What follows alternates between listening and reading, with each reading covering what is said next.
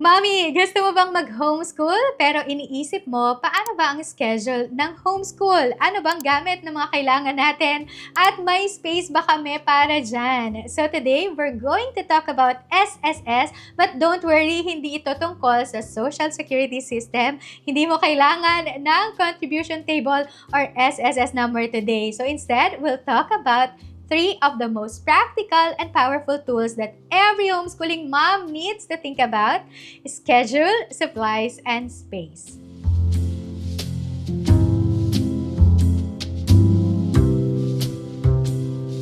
Yes, Mami! So these three might look small or simple, pero sobrang laki ng epekto nito sa daily homeschool life mo. Ever felt like walang structure sa araw mo? Or kaya naman nawawala ang glue stick kada araw?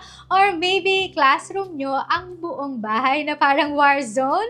You're not alone. That's why in this episode, I'll walk you through how to set a realistic schedule, what basic supplies you really need, promise hindi kailangan ng napakamahal, and how to set up a space that works kahit maliit ang bahay. So this is part 3 of our homeschooling series, a guide to homeschooling in the Philippines. So kung hindi mo pa napanood yung mga previous episodes natin, ililink ko ito in the description. But don't worry, you can start right here, right now. And if you want a complete mom-tested guide to homeschooling, grab a copy of my book, Raising Brave Arrows, a guide to homeschooling in the Philippines. So nandyan din yung link nito sa description. Now, let's start with the first S, which is schedule. Now, ito yung pinakaunang tinatanong ng mga bagong homeschool moms. Anong oras ba dapat talaga nagsisimula at ilang oras ba ang ideal? Let me tell you, your homeschool schedule doesn't have to look like a traditional schools. So, maganda sa pag-homeschool is that you design the rhythm that fits your family. So some families start earlier, others prefer afternoon learning, some do 4-day weeks, others follow the regular school calendar. And that's okay. So in our home, we started with a simple block schedule, grouped subjects, not hour by hour. Kasi to be honest, kung gaano ka-importante ang structure, ganun din ka-importante ang flexibility. So you are not a slave to the schedule. The schedule is there to serve your family. So now that we've talked about when to homeschool, let's talk about what you actually need to homeschool. Let's move on to the second S, which is supplies. So, ang dami nating gustong bilhin sa Shopee or bookstores, lalo na pag back to school, di ba? But don't worry, you actually don't need a lot to start. So, here are the homeschool essentials we've used over the years. So, number 1 ay mga basic stationery like bond papers, pencils, crayons, scissors, and glue, or mga colored papers kasama din dyan. And then books, a mix of textbooks, storybooks, and activity books. Organizers, clear folders, accordion files, and a small box for each child's work. Whiteboard or chalkboard, super useful for explaining lessons and making them interactive. Creative tools like paint, Play-Doh, craft kits for those hands-on learning days.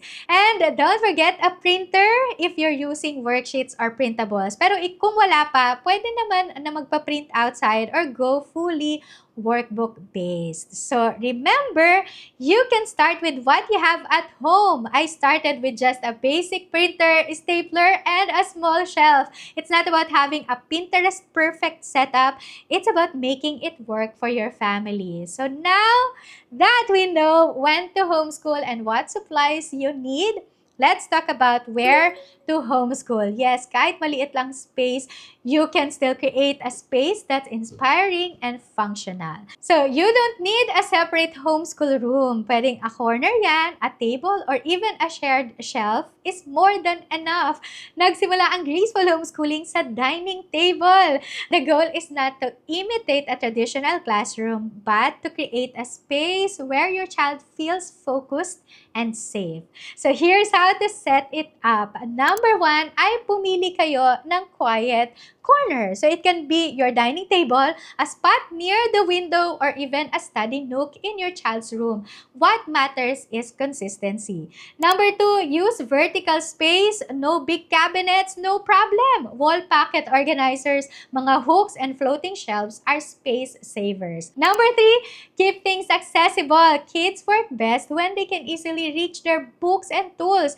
Use clear bins and then mga carts or even mga boxes with labels. Number 4, make it cozy and inspiring. So a small rug, a memory verse on the wall, or a mini bulletin board makes the space feel special and inviting. Your homeschool space doesn't have to be perfect. It just needs to work for you and your kids. So even our setup before started with just one table and a shelf na galing sa Japan surplus.